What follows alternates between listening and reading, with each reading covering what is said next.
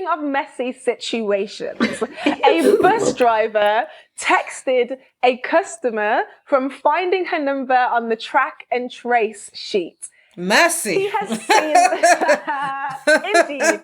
He has since been fired. And in addition to that, there is a firm where if you work there, the policy is that you need to let your superiors know if you're dating one of your colleagues. What they're saying now is that you also need to let us know if you're dating someone from the sister firms. So what I wanted to ask you guys is, since it's so hard to find love anyway, is it okay to find love at work? Like, does it really matter if someone is a customer or a server? And do you think your employers have a right to know about your relationships within the company? I think this is one of those situations where it's an each to their own. Like, find love where you can, girl or boy. Do as you need to. Now, binary. Personally, Anybody, any myself, person. Any person and body, honey. Personally, for myself, it's a no, and I'll put a bold and underline. Like, there's not even wiggle room for me on that. It's just a no. Today, Anissa. No, honey, not an asterisk. It's a bold and underline, maybe an exclamation point. But no.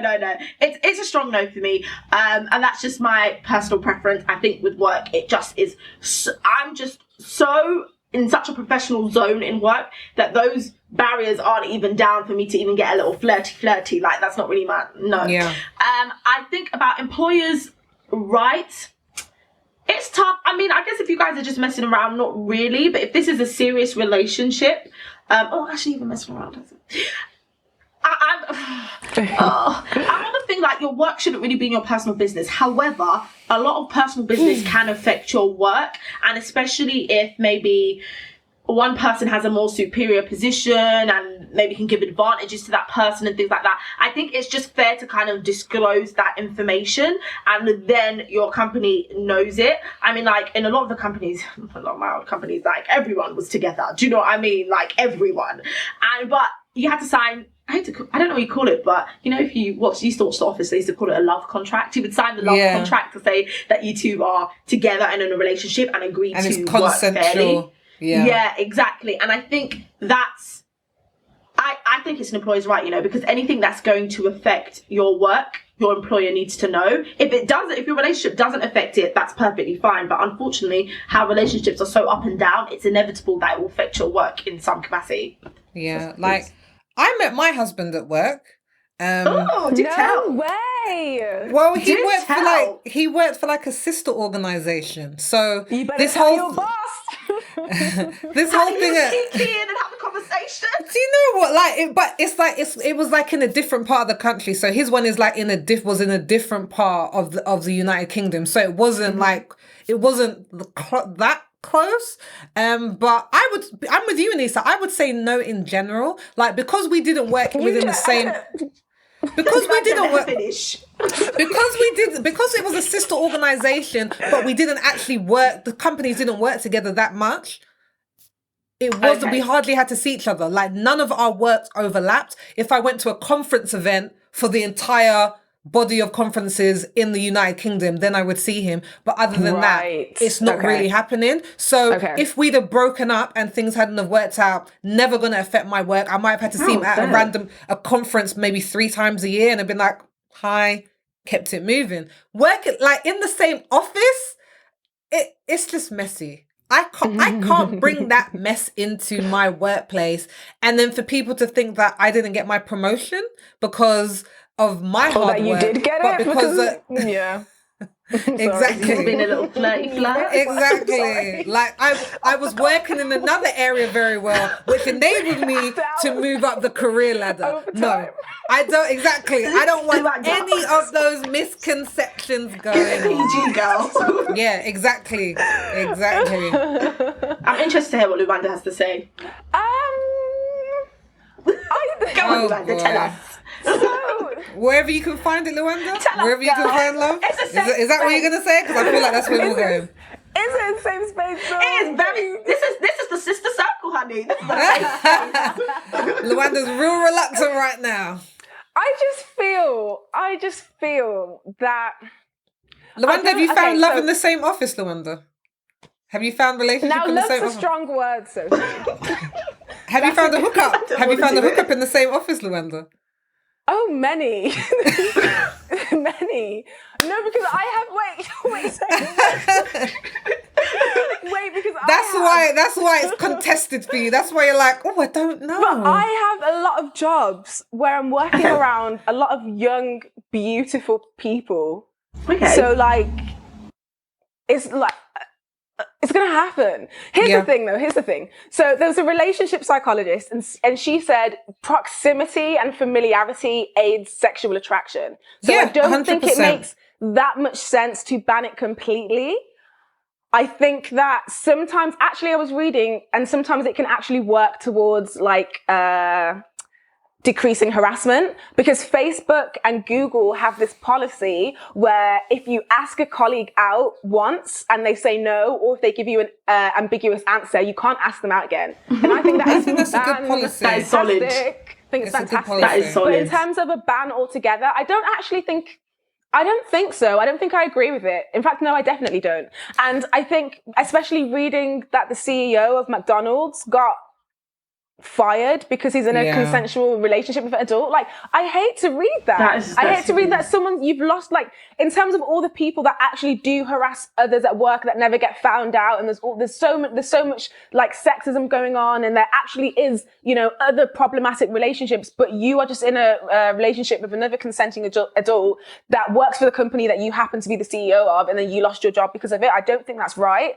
In terms of, like, I don't actually want to have a relationship with someone that I work with, because I just think you don't really know someone until you know their bad side. And you don't see that until you see hurt feelings. So you can think that this person is great and this person's really nice because you're in the like honeymoon phase and everything's going well and you're having great conversations. And then you like something happens and you see this switch, and it can really make for like a toxic work environment. And so that's why like I wouldn't go into work like, who should I date today?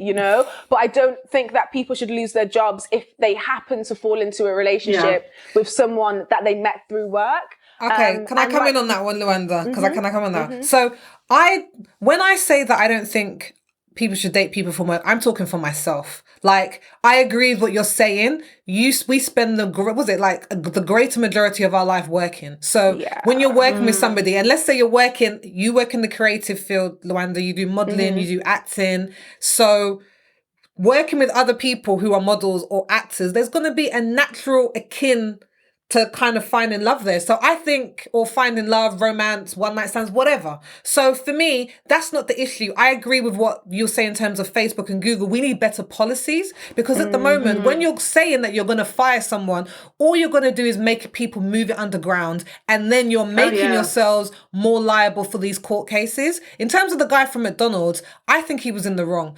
If you were the head of the organization, you can't date women who are subordinate, and the same way the other way around, because then the power dynamics are completely off. I think it's so difficult. I'm not here for people dating people within their own line manager line, whether that's above or below, man or woman, because the dynamics are too difficult. If this person has to give you an appraisal and they can give you a promotion, or they have any say so over your work, and then things end really, really badly, then for me, it's those sort of relationships I don't think work. But if it's like peer to peer, then I'm just like, we need to create environments and HR policies that support it in a good way.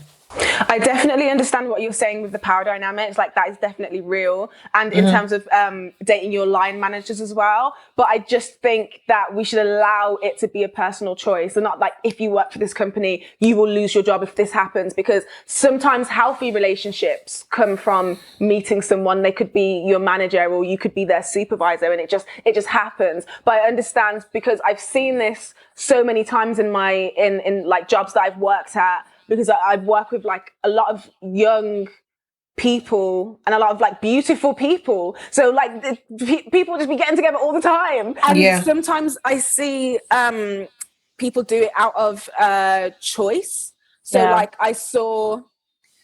As opposed to what? As opposed to genuine interest. So the thing that I said about... what did I say?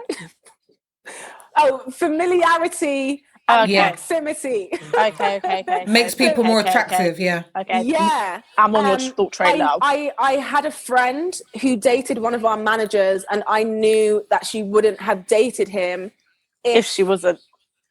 If he wasn't in a position of power. Mm-hmm. Yes. And she literally said that. She literally said, I'm attracted to power. I don't care what you look like. I'm attracted to power. And so she dated one of the managers. And it wasn't because like she was interested in or whatever, because I know if he approached her at a bar and they were just on the same level, she probably wouldn't have given him the time of day. And so I see people doing it as tactics. And so I definitely understand where you're coming from. But again, I just think it needs to be like the company kind of like deals with it in a sensible manner instead of just being like, no, you can't. If you do it, you're fired. I really don't like that. Same. I agree with you on that. I just think it's unrealistic for any company to think that no one in the company is having some sort of relationship. As you guys have said, just have a fair policy. I think people need to do their part and make sure they disclose it as well. Because the secrecy is what happens.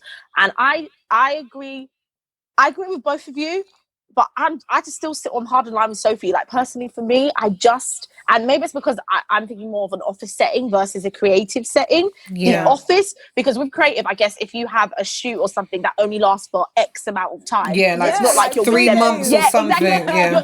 You're not with them. But when it's the office, honey, and it's every day, 9 to 5. Monday to Friday. It gets so messy. It's just like, And why would you want to spend every moment with someone at home, at work? Oh God, it sounds like a nightmare. Yeah. No, I feel that.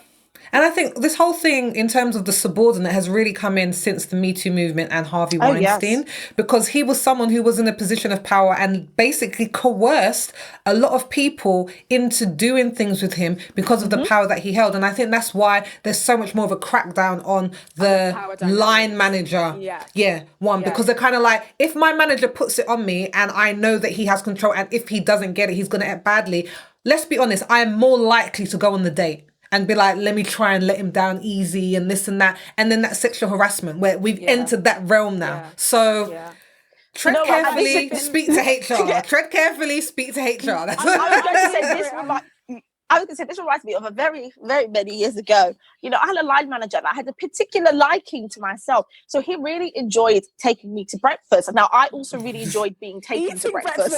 Yes, I really enjoyed eating the breakfast. Fair enough. Okay? I really enjoyed eating the breakfast. But then what I would notice is, so after the, we'd go to breakfast every day, basically. This is like when I was younger and I was doing shift work. So we'd go to breakfast all of my shifts, every shift. I'm thinking, okay, I'm getting fed, blah, blah, blah. And then I thought, we're kikiing, we're friends. But then it would just get stranger and stranger. Like when we were working, he felt like he could just stand closer and closer to me and be like, oh yeah, I'll call you or text you back. It just started to cross lines that I felt like it didn't need to cross. I was myself, bro, you just offered me free breakfast. Now it feels like free breakfast with strings. It feels very awkward. So I had to start to distance myself from him because it was like, this just feels really weird. And luckily he wasn't, outside of that general creepy behavior, he wasn't a forceful person. But there's a lot of people who maybe have been like, Raj, she's distancing herself from me, this is what I'm gonna do, and I'll use the power to leverage. A lot of men don't take rejection well. That's how I feel. I don't think a lot of men take rejection well, and if they have power over my career, that's why I'm just not even stepping. I'm not even stepping there. Yeah, and it happens so much. Like even like outside of the office settings, even in the creative field. Like I was telling my friends a story the other day about someone who made me really uncomfortable, and I didn't know how to react in that situation because I knew that he affected. I don't want to be specific. A job. He affected a job. Yeah, he affected some work. He affected some things. And so it's like it's not like how last week I was like, I'm gonna be firm, I'm gonna tell them I don't like you. I can't come with that, like you can't come with that energy. Exactly. It's true. So I do agree, like I said earlier, like there needs to be things in place to cut down on harassment. And that's why I said that I like the ask them once and you're done. Like that's not the only thing that needs to be in place, but I like that there needs to be things in place to step back from harassment. But say that I was interested. I don't have the human right to choose to then pursue that, That's why I'm like, I'm not mad at companies who want to keep tabs on it, but I don't really think people should be fired if there's no like actual misconducts going on. Fair enough. Yes, I like that we all have all different opinions. That was nice.